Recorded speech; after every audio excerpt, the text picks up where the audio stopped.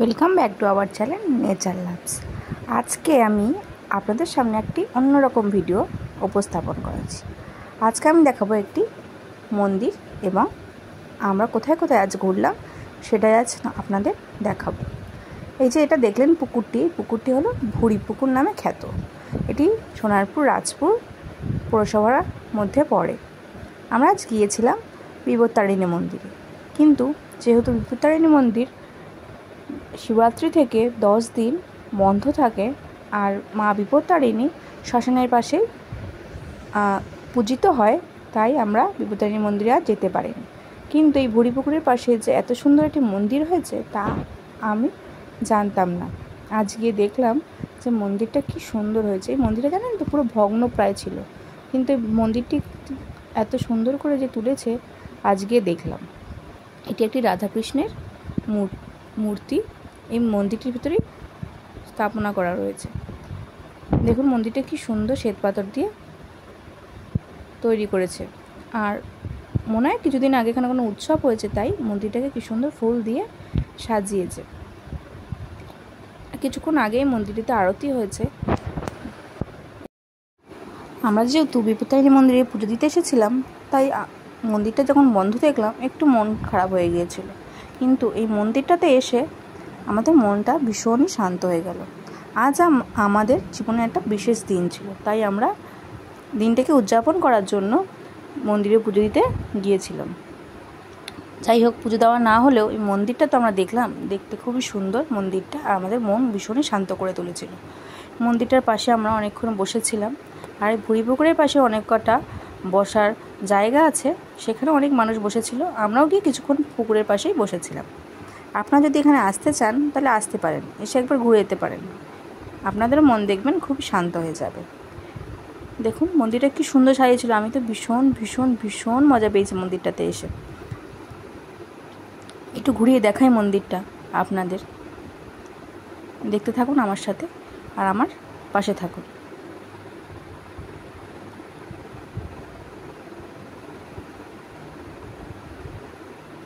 দেখুন এখানে বসার সিট আছে। কিছুক্ষণ আপনারা এখানে বসে থেকে আপনাদের মনকে শান্ত করতেই পারেন। আমাদের যা জীবন সব সময় চলছি, সেই জীবন থেকে বেরিয়ে এসে আমরা কিছুক্ষণ এই মন্দিরে যদি এসে বসে থাকি, তাহলে মনে হবে কিছুটা রিলিফ আমরা পেলাম। এরপরে আমরা চলে গেলাম শ্মশানের উদ্দেশ্যে, যেখানে মা বিপত্তারিণী এখন বিপত্তারিণী মায়ের পুজো হচ্ছে। দেখুন ওই মন্দিরটার পাশ দিয়েই আমরা চলে এলাম, যাচ্ছি বিপত্তারিণী মন্দিরের ঠিক পাশ দিয়েই আমরা শ্মশানের দিকে এগিয়ে চলেছি। এই যে দেখুন, এটি হলো বিপত্তারিণী মন্দিরটি।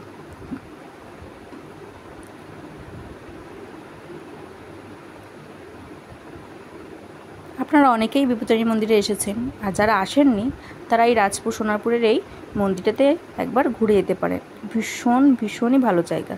আমার যখন মন খুব খারাপ হয় বা আমার যখন মন অশান্তিতে ভরে ওঠে, তখন এই মন্দিরে এলে আমার সব অশান্তি কেটে যায়। ওই যে শ্মশান, ওই যে আলো জ্বলছে ওইখানটায় শ্মশান, আর শ্মশানের ঠিক পাশেই এখানে বিপত্তারিণী মায়ের পূজিত হচ্ছে। এখানে দেখুন কতটা বড় একটি কালী মায়ের মূর্তি স্থাপন করা হয়েছে। প্রতি বছরই এখানে শিবরাত্রি থেকে 10 দিন মায়ের পুজো হয়। দেখুন কি সুন্দর। সেই মাধ্যমিক দেওয়ার সময় একবার এই মন্দিরে এসেছিলাম, এখানে দেখেছিলাম মূর্তিটাকে। এখন আবার অনেক বছর পরেই এখানে এলাম।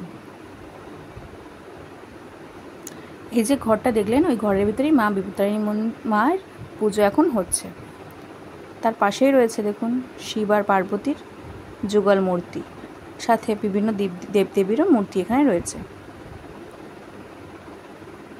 এখানে আসলে মা বিপত্তারিণীর বড় বিগ্রহটা এখানে আনা হয় না, দেখছেন এটা ছোট বিগ্রহ রয়েছে। যারা মা বিপত্তারিণী মন্দিরে গিয়েছেন তারা জানেন যে বড় বিগ্রহের পাশে ছোট বিগ্রহটিও থাকে, ওইটিকেই এখানে নিয়ে আসা হয়েছে। দেখুন আশেপাশেটা কি সুন্দর করে সাজিয়েছে। আমার তো ভীষণ ভালো লেগেছে। যদি আপনাদের ভালো লেগে থাকে তাহলে প্লিজ সাবস্ক্রাইব করে আমার পাশে থাকবেন।